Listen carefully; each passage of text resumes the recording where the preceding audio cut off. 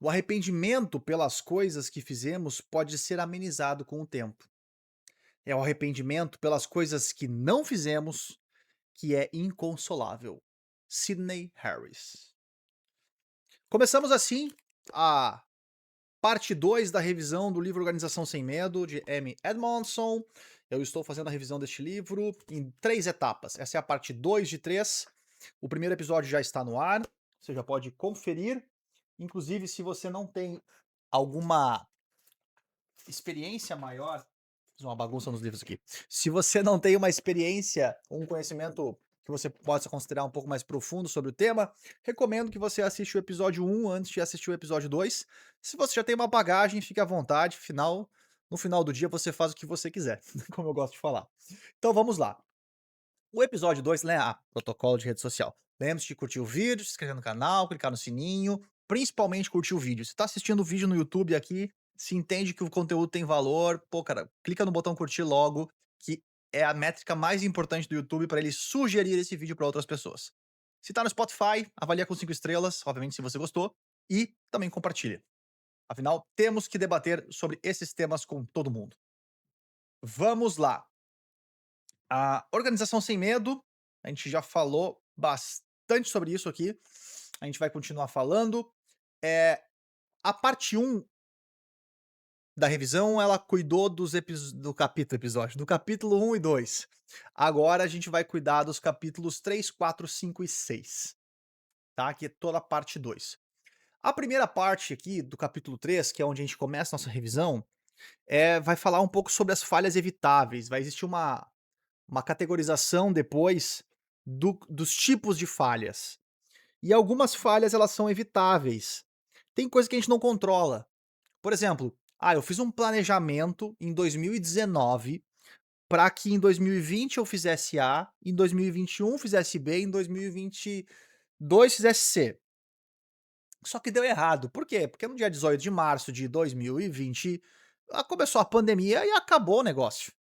Então, é uma falha que eu não conseguiria evitar. A gente pode chamar de uma falha complexa, algo que não estava planejado e aconteceu e bagunçou tudo. Então, não tinha acontecido antes, não com a nossa geração, pelo menos. Então, existem falhas que são mais complexas, tem outros tipos de falha, a gente falar depois, principalmente no episódio 3. Mas existem o que a gente vai chamar aqui de falhas inteligentes, perdão, falhas evitáveis, que são aquelas falhas que não precisavam ter acontecido. Então a gente vai falar de diversas delas. A gente vai falar aqui basicamente sobre situações que deram errado por falta de segurança psicológica, tá? É um grupo de casos aqui, de cases. Primeiro caso vai ser da Volkswagen, tá? Existia uma necessidade, um interesse em criar um motor a diesel que tivesse a performance buscada pelo mercado, mas que fosse econômico. Porque o tal do óxido de nitrogênio, né, me corrijam aí os especialistas nessa química aí se eu falei alguma coisa errada, mas ele é muito maior que o da gasolina e não estaria passando na regulamentação americana. Então, para ingressar no mercado americano, que era um mercado muito exigente, não muito de muito valor, porque consome bastante, eh, eles tinham a necessidade de entrar nesse mercado, porque eles tinham a missão aqui de triplicar as vendas em 10 anos e conseguir ultrapassar tanto a Toyota contra a GM, quanto a GM. E aí, os engenheiros, eles não conseguiam fazer isso, de jeito nenhum, eles não conseguiam fazer a redução do óxido de nitrogênio que era disparado por conta dos motores a diesel. E aí eles encontraram uma alternativa, que era manipular o sistema que media isso. O que eles faziam? Basicamente, o sistema ele funcionava dentro das limitações quando usava 2 rodas, não na estrada, 2 rodas em laboratório. Quando tu usava 4 rodas e botava na estrada, ultrapassava os limites que eram permitidos. E eles usaram os dados de 2 rodas no laboratório, em resumo, para passar na avaliação e poder vender. E eles fizeram isso durante muito tempo, tá. Eles venderam aqui, puxa vida, perdi agora aqui, onde é que estava aqui, né. Eles venderam durante 15 anos aqui, ó, né. Não, não, não, não foi de 15 anos. Não, mas eles, puxa vida, eles perderam muito aqui, ó, até aqui vai ela, tá. Eles perderam, eles ven até 2013 aqui, ó, eita nós. Ó, de 2007 a 2013, eles, venderam isso, foi 10 anos.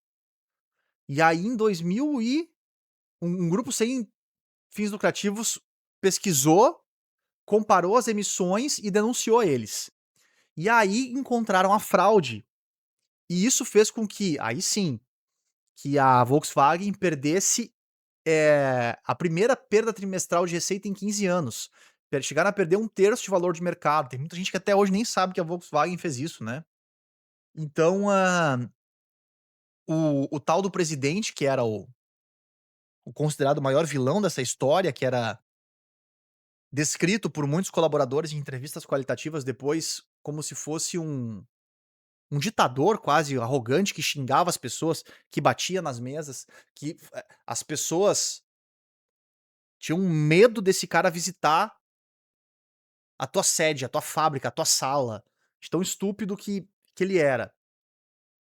Existe uma estimativa, né, que não é precisa, mas de que 59 mortes e 30 casos de bronquite teriam sido associados a essa fraude ao longo dos anos.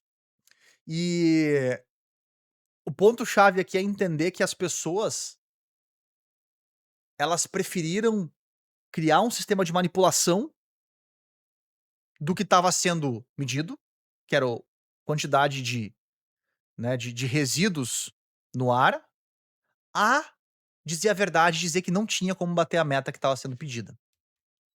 Então perceba o tamanho desse problema chamado falta de segurança psicológica, né. Ele era descrito aqui como o chefe arquétipo do vilão. Eu até brinco, né, eu fazia isso mais constantemente, hoje eu tenho sido um pouco mais moderado.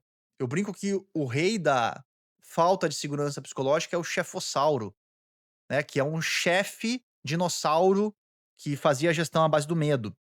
Eu não tenho usado tanto hoje, porque eu entendi que não é tão favorável para explicar a segurança psicológica e para colocar essa pauta dentro das empresas.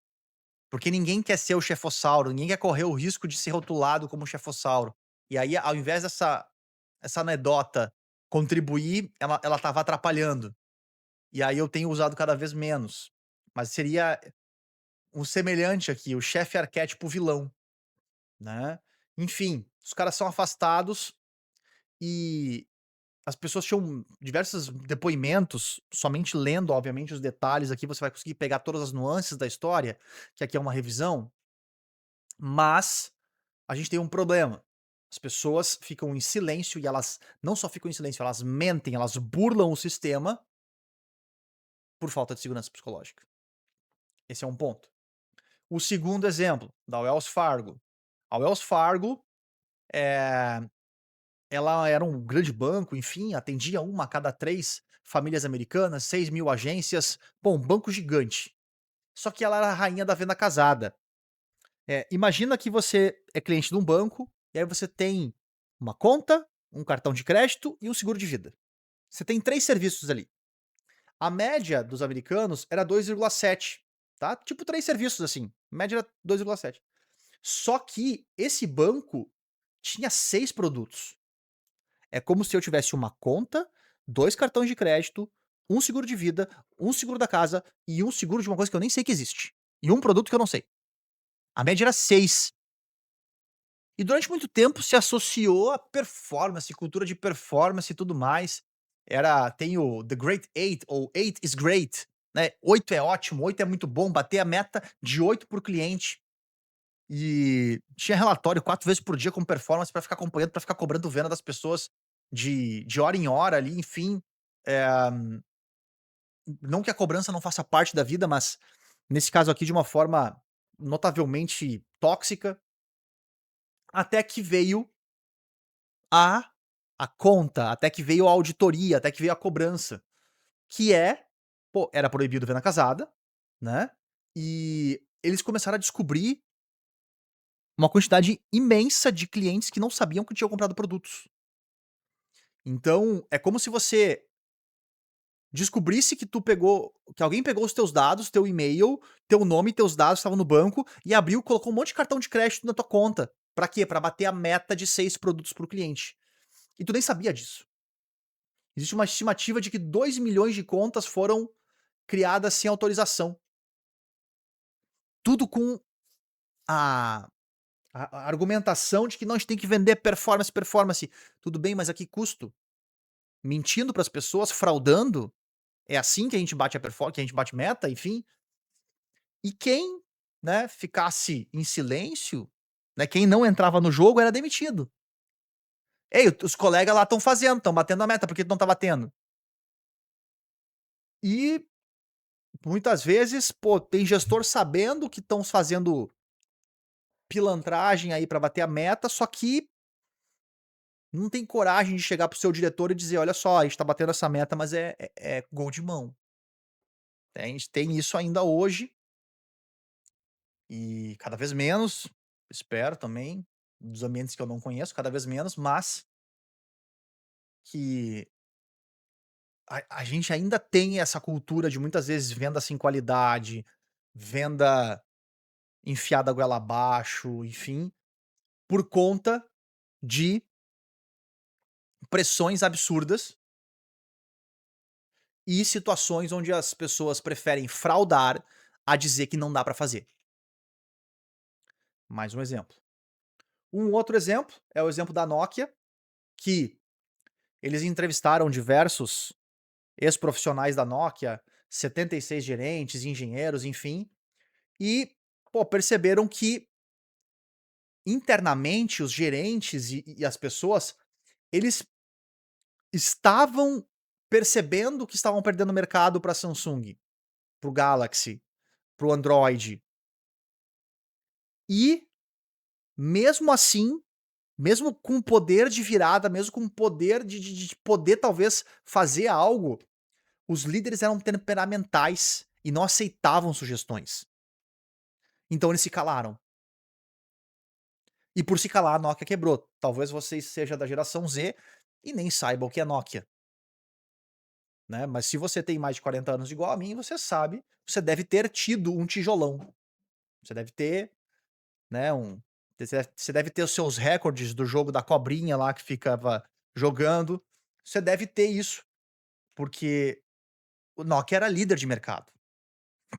Aí o iPhone vem, toma conta do mercado americano, o Android toma conta de outros mercados, e a Nokia tenta ainda sobreviver com o Windows, mas não dá certo.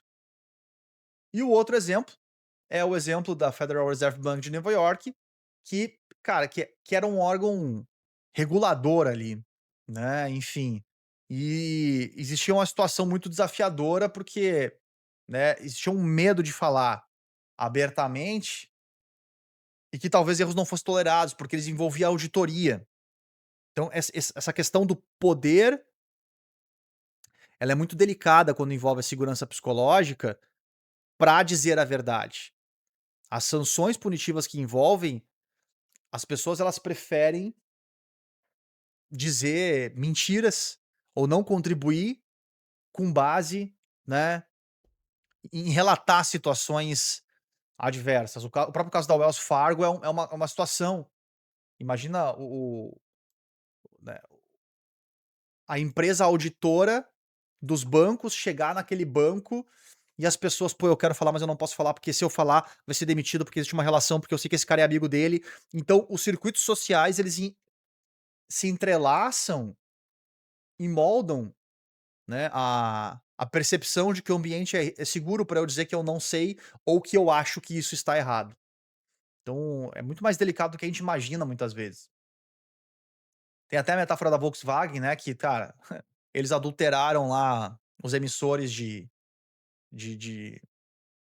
os poluentes, e Dá pra fazer uma metáfora dizendo que a segurança psicológica está no ar, e ela afeta todo mundo que respira ali, né.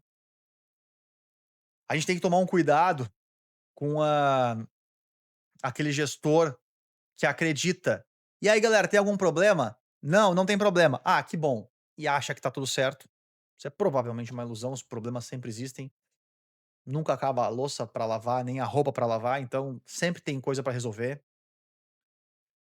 É importante reforçar, quanto maior a necessidade da capacidade intelectual para realizar tarefas, menos o medo funciona como motivador, como ferramenta de gestão. Então, quanto mais você precisa de inovação, menos medo você deve utilizar na sua gestão. Eh, Muitas vezes, a gente pega nesses casos, nesses exemplos aqui que eu passei por cima, a gente teve situações onde existia conhecimento técnico para reverter aquelas coisas, mas a liderança não permitia que aquela mão de obra, aquela mão intelectual talvez, né, aquele intelecto de obra pudesse ser explorado. Então, muitas vezes não falta matéria-prima, não falta bom profissional, o que falta é um gestor ajudando a extrair o melhor das pessoas, criar um ambiente onde as pessoas colaborem, né. Enfim, muitas vezes o ser humano ele toma suas decisões de forma muito resumida aqui, tentando maximizar a dor e maximizar o prazer e fugir da dor. E numa cultura de medo, você coloca a pessoa no seu modo mais instintivo, mais primitivo. E aí a pessoa coloca-se numa situação de: "Eu tenho uma faculdade para pagar, eu tenho responsabilidades, eu não vou dizer, eu vou me submeter." E muitas vezes a liderança ainda atiça a a situação de que ela não tem escapatória a não ser a sua empresa, porque muitas vezes o líder, ele faz ameaças que não só circundam o seu ambiente, ele começa a ameaçar: "Pô, tu viu que o mercado tá ruim? Pô, tu viu que tá todo mundo pedindo tu viu que tem engenheiro dirigindo Uber? Tu viu que não sei o quê? Pô, valoriza teu emprego, hein?" Então o próprio líder, muitas vezes, ele não só no dia a dia, relacionado à sua gestão, mas ele aumenta o medo em relação ao mercado. E a pessoa se sente cada vez mais incapaz. Porque muitas vezes, pô, o líder, o gestor é o cara que deveria te guiar nessa jornada, né. Enfim, várias sugestões aqui pra você. E o capítulo 4. O capítulo 4, aqui a gente pegou alguns casos que eram falhas evitáveis, tudo podia ter sido evitado. Agora a gente vai falar do silêncio, a gente já usou o exemplo do silêncio lá da Cristina, no episódio 1, quando a gente estava falando na parte 1 dessa revisão. E aqui ele traz alguns exemplos, o mais, direto possível aqui do primeiro, é um caso da NASA, onde um engenheiro, ele viu que um voo da na uma aeronave podia ter uma falha, e que provavelmente quando voltasse para a atmosfera, poderia ter um problema e poderia ser fatal. E ele tentou de todas as formas falar com as pessoas, pedir vídeos, pedir recursos para conseguir analisar, e ele não teve espaço para isso. Os líderes simplesmente falaram: "Ei, você é um engenheiro? Fica aí na tua. Você não pede vídeo do lançamento pra ninguém aqui, fica na tua." Em linhas gerais, obviamente, tô sendo caricato aqui resumindo, mas moral da his moral da história, esse engenheiro chamado Rodney Rocha, ele estava certo, e o avião, né, enfim, a aeronave, junto com 7 astronautas, morreu quando o ônibus espacial adentrou novamente na atmosfera. E essa aqui é difícil de saber se poderia ter sido evitado, porque tem uma falha técnica ali que um pedaço de espuma teria vazado, escapado, e não se sabe como poderiam solucionar isso, mas, eh, o fato é, ele disse, mas não ouviram. Segundo ponto, é um dos desastres mais trágicos que a gente tem. Muitas regras aéreas que a gente tem hoje se deram depois dessa colisão de 2 jatos e 583 mortes.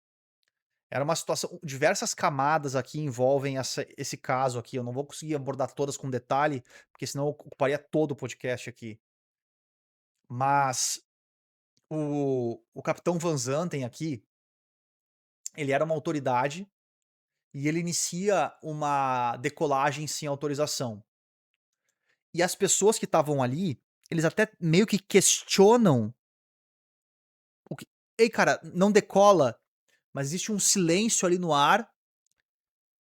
Moral da história, esse cara não escuta, ele não dá espaço pra escutar o que seus copilotos e engenheiro que estavam junto no voo têm a contribuir, e ele com muita arrogância ele tenta decolar, só que tinha um outro avião na pista, porque não tinham liberado o voo do Van Zanten, que era o capitão, e tinham liberado um outro voo.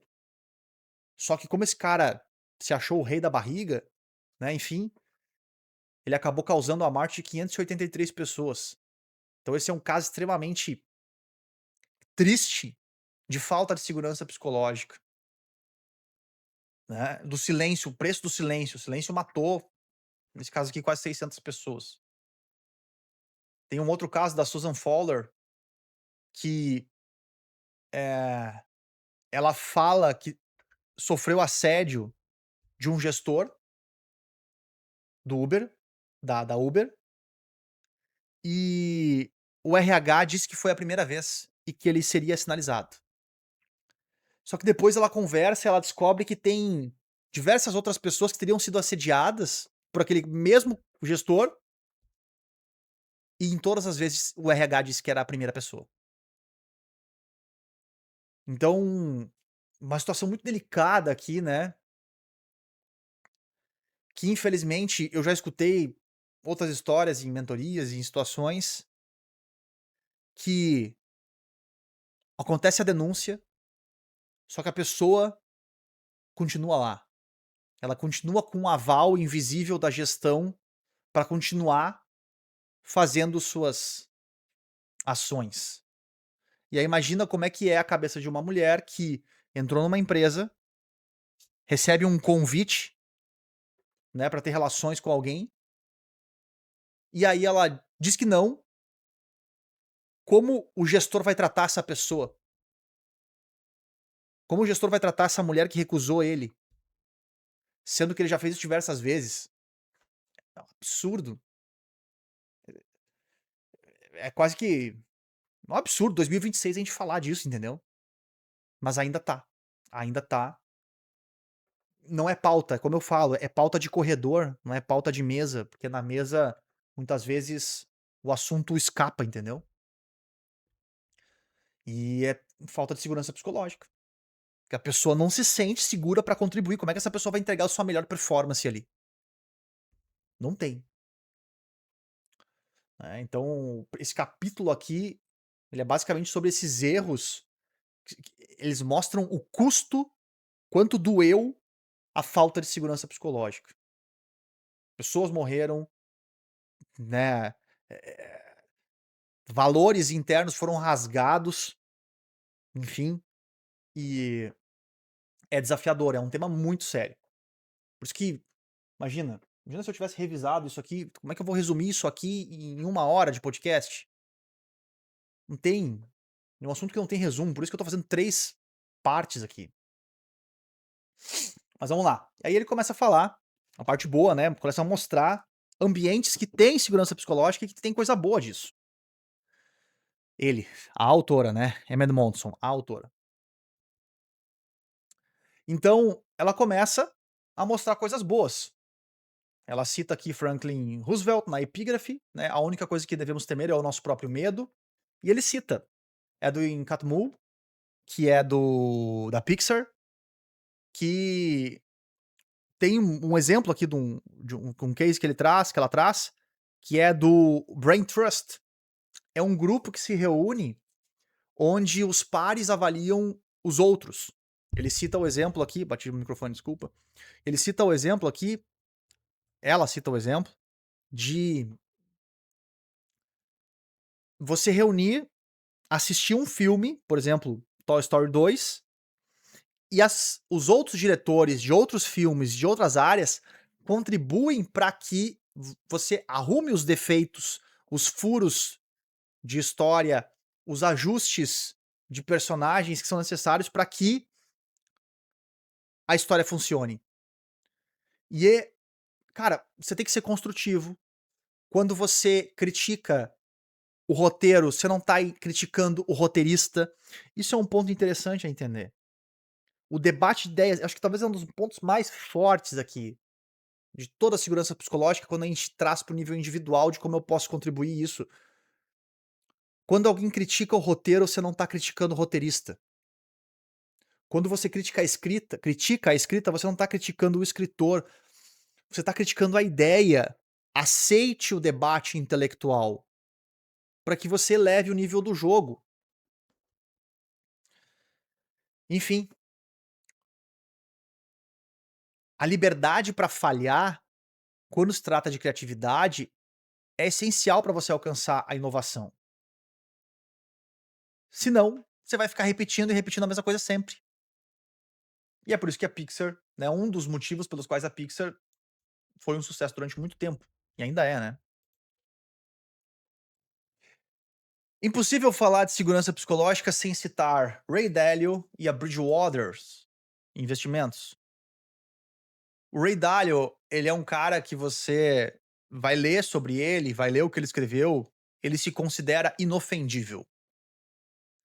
Que ele não leva nada para o lado pessoal. Ele leva à risca, ele talvez seja o exemplo máximo do atrito intelectual levado ao pé da letra. Ele tem na Bridgewater uma série de cultura, uma série de elementos que criam uma cultura de segurança psicológica extrema. Ele diz que pratica a franqueza radical, né. Eu gosto muito dessa fala aqui, ó: "Ninguém tem o direito de ter uma opinião crítica e não falar ela. Como assim tu tem uma contribuição e tu não fala? Você está errado em não contribuir". Então a crítica é pra quem não contribui, é quem não tenta, quem não fala, quem não expressa. E eu premio, obviamente, quem contribui. Então, algumas coisas básicas aqui, é proibido falar pelas costas. Você não pode falar de um subordinado se ele não estiver presente. Traz ele aqui e eu falo sobre ele, né. As reuniões são gravadas e públicas internamente. Tem alguma dúvida? Vai lá ver a reunião então. Aqui, cara, não tem esse negócio de reunião privada. Tudo aberto, transparente. Ele defende que a fobia ao erro, cara, é o que mais atrapalha a sociedade. A capacidade de discordar das ideias sem se ofender. Enfim, ele cria um mecanismo social ali dentro da organização dele, que as decisões, elas não são consenso, não é uma democracia. Existem pessoas que contribuem e a opinião dela vale mais, mas ela conquistou isso ao longo da história, não é só o cargo, né. Então esse é um exemplo, sempre citado, falou de segurança psicológica, pô, Ray Dalio tá sempre presente. Usa o exemplo aqui da Ellen Fisher, né, que uma líder que pratica a escuta humilde, que escutou e graças a isso conseguiu levar sua marca, fundou um instituto de liderança.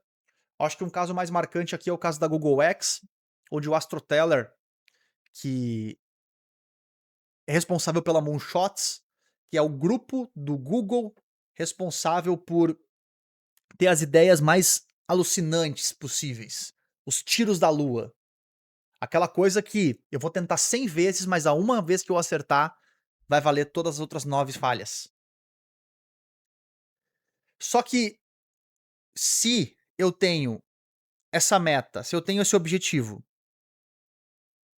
e as pessoas têm medo de serem demitidas se elas falham, será que as pessoas vão contribuir da sua melhor maneira? Você sabe a resposta. de jeito nenhum. E aqui que entra a segurança psicológica mais uma vez na inovação. Eh, o Aristoteles ele fala em determinado momento, né: "Eu não sou a favor da falha, não me entenda errado, eu sou a favor do aprendizado, agora falha sem aprendizado é difícil de achar". No capítulo 6 traz outros elementos de cases positivos, quando uma falha de um problema, na verdade, de num voo, forçou um avião a pousar no rio Hudson, lá em Nova York. Tem até um filme sobre esse episódio, Sully, falando de Chesley Sullenberger e o seu copiloto Jeffrey Skiles, onde a conversa prática e direta sobre segurança psicológica entre o capitão e o copiloto permitiu que eles salvassem todas as vidas que estavam naquele voo. Todo mundo voltou pra casa, apesar do frio. É porque Nova York, inverno, frio, aquela água gelada do caceta, né? Então, eles conseguiram pousar na água, é um negócio meio que absurdo, mas eles conseguiram fazer isso. E, graças a essa segurança psicológica, eles conseguiram pousar o avião. O avião estava chegando no aeroporto quando pássaros, acabaram entrando na turbina de uma das turbinas. E ele fez um cálculo mental muito rápido ali: "Consigo chegar no aeroporto? Eu não consigo. Não, não consigo". Perdão, bati de novo aqui no microfone. "Não consigo". E aí ele monta ali: "Cara, vou pousar no Vail". E aí eles juntos ali rapidamente conversam e conseguem salvar a vida de todo mundo. Um exemplo de segurança psicológica. Um outro caso é da Cynthia Carroll, que, não sei se eu falei certo o nome dela, mas ela assume a presidência de uma mina de carvão, se eu não me engano, e existiam muitas mortes naquela mina. E ela foi escutar milhares e milhares de trabalhadores, ela trancou os pés e fechou uma mina que gerava $8 milhões por dia para escutar as pessoas e assim entender o que estava acontecendo, que tinha um monte de gente morrendo, porque se tinha protocolo de segurança, porque as pessoas não seguiam o protocolo de segurança. Era uma questão de liderança, ela foi a fundo, ela não conseguiu chegar, né, ao morte zero, que foi o que ela tentou, mas ela reduziu drasticamente o número de pessoas que voltaram para casa depois de um dia de trabalho na mina, graças a esse trabalho dela. Então, um exemplo de você explicitamente declarar e mostrar em ações que você está interessado na segurança psicológica das pessoas. Não é só um discurso. Você percebe que sempre envolve ação, sempre envolve. Aqui, ó, reuniu 3 a 4 mil trabalhadores em um estádio. Envolve você parar, envolve você mudar o jeito como você conduzir as coisas, envolve ações concretas. Isso vai ficar para a terceira parte, que é a parte de como a gente cria uma organização sem medo. E o outro caso é de uma usina nuclear do Japão, que sofreu um terremoto e os resfriadores dos das usinas nucleares, eles pararam de funcionar e ela estava uma iminência de um acidente radioativo gigante, e eles, com muita segurança psicológica, com muita troca, com muita conversa, com muita cooperação, eles conseguiram reverter isso, trabalharam exaustivamente durante 48 horas, né, podia explodir a qualquer momento ali tudo, mas eles conseguiram salvar a usina e obviamente a vida de muitas pessoas que moram na volta. Então um ponto importante, diversos casos que são extraídos aqui, é que falar abertamente não é um ato natural numa hierarquia. Você entra numa hierarquia, o natural é você esperar a sua hora de falar, é você esperar o convite à fala. A fala deve ser convidada pelo líder. Esse é um dos pontos. Tem muito líder que espera: "Não, eu contrato as pessoas boas, elas têm que ter coragem de levantar a mão". Essa ideia você tá mandando carta pelo correio. Você tá mandando pomba com recadinho na pata adiante. Você tá ultrapassado. A fala tem que ser convidada. As pessoas têm que ser convidadas à fala. Dá trabalho, exige esforço, cuidado, comunicação. "Ah, mas os que eu contratei aqui, esses caras aqui são bons e eles falam". É, pois é, mas eles são exceção.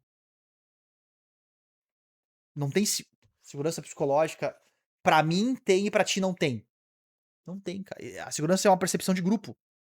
Ou tem de forma coesa, unida, ou não tem. Obviamente, existem pequenos grupos. Eu tenho um grande hospital, tenho uma grande organização. Dentro desse local aqui eu tenho segurança psicológica, dentro desse lugar eu não tenho. Dentro desse lugar eu tenho, dentro desse lugar. Aí você vai variando, porque os líderes influenciam na percepção. Obviamente, se eu tenho um grande líder, como o caso da Volkswagen, que se é na cabeça de todo mundo, fica mais difícil. A gente tem também aqui, para encerrar essa parte aqui, né, acho que eu encerrei, né? Isso, eu encerrei. Então, a essência aqui desse capítulo, vamos direto aqui, o Dieselgate, como ficou conhecido esse caso, esse escândalo, nasceu de uma técnica de uma meta inviável, uma meta tecnicamente inviável, com uma liderança baseada em medo, sem espaço para dizer isso não vai funcionar, né. Eu sei que tem muitos casos onde as pessoas dizem: "Não dá", um gestor vai lá e diz: "Dá", e acontece de forma positiva, porque o gestor acreditou e colocou intenção nisso. Eu sei disso, tem esse caso. Um dos exemplos mais tradicionais que a gente tem é do salto em altura. Se você tá há no mínimo 10 anos no mundo corporativo, você já viu esse exemplo, que antigamente o salto em altura se saltava de frente, até que um dia alguém foi lá e saltou de costas, e conseguiu saltar mais alto. E aí, a primeira vez era um absurdo saltar mais alto, assim, como vai saltar de costas? Até que, hoje em dia, os recordes é tudo saltando de costas. Ah, pensou de um jeito diferente, acreditou de um jeito diferente, mostrou para o mundo inteiro que tem um jeito diferente de fazer. Sim, tem essa parte. Mas você testa, você consegue, esse é um exemplo de sucesso. E no cemitério, quantos exemplos de fracasso parecidos com esse a gente tem? Viés sobrevivente é muito fácil, pegar os principais casos que deram certo, eu vou te se eu pegar só os casos de sucesso, eu vou dizer pra você ser jogador de futebol, olha quanto dinheiro ganham os jogadores de futebol, olha quanto, mas quantos jogadores tentaram jogar e não conseguiram? Então é muito fácil usar esse argumento se eu olho só para os vitoriosos, eu preciso também olhar para quem tentou e não conseguiu. Então muito cuidado com essas coisas que são metas impossíveis. Existe uma linha muito tênue entre aquilo que ainda não foi feito e pode ser feito, e aquilo que é impossível, tá. Enfim, a gente tem também aqui, né, a primeira ilusão da liderança, que confunde a ausência de más notícias com "tá tudo bem", isso é uma ilusão. Quanto mais o trabalho depende de cooperação e pensamento, julgamento, né, eu gostei dessa expressão, a gente tem a mão de obra e tem o intelecto de obra. Quanto mais perto do intelecto de obra você está, menos o medo vai funcionar como ferramenta de gestão. As pessoas preferiram mentir, fraudar, do que dizer a verdade que não dava para bater aquela meta. As pessoas acabam ultrapassando, pessoas morreram por falta de segurança psicológica já. Existem 2 coisas muito diferentes, que é a cultura de silêncio e a cultura da escuta fraca. Os 2 estão relacionados com segurança psicológica, porque eu educo as pessoas a não falarem mais. Eu falo, falo, falo, que tá errado, ninguém me escuta. Chega uma hora que eu digo que se dane. Eu já tive muitos colegas de trabalho assim, ao longo da minha carreira. Cheguei: "Pô, cara, por que você não fala para o gestor?" "Tu acha que eu já não falei? Eu tô falando há um tempão." E aí o pior, eu vou lá, tento falar para aquele gestor e ele segue não escutando. Eu apresento meus argumentos, segue não escutando. Então, tem muito gestor que anda com os tampões no ouvido aqui sem escutar o que as pessoas têm para contribuir, que se acha o dono da razão. Já entra numa das habilidades para a segurança psicológica, que é a humildade situacional. Eu sei sobre algumas coisas, mas sobre outras eu não sei. Por isso, pode colaborar. O contraponto do acidente de Tenerife, que é o sucesso do Rio Hudson, né, o Brain Trust, você criar um grupo, ei, critiquem minhas ideias, para ajudar a encontrar acertos. A franqueza radical do Ray Dalio e da Bridgewater. É interessante você ter esses cases extremos, embora sejam desafiadores, difíceis de serem colocados em prática, eu sei. Principalmente em muitas organizações que ainda estão andando numa, né, não queria falar isso, mas estão andando de carroça. É muito bom você praticar essa humildade situacional, você ser um não conhecedor. Eu gosto muito disso. Você acredita que tá certo, você vai com convicção, você vai com pegada, mas você está disposto a estar errado. Isso te coloca numa situação de humildade que eu entendo que te posiciona muito bem para estar aberto ao conhecimento e tomar melhores decisões. Enfim, não dá para querer que alguém seja criativo se o meu emprego depende somente do meu acerto.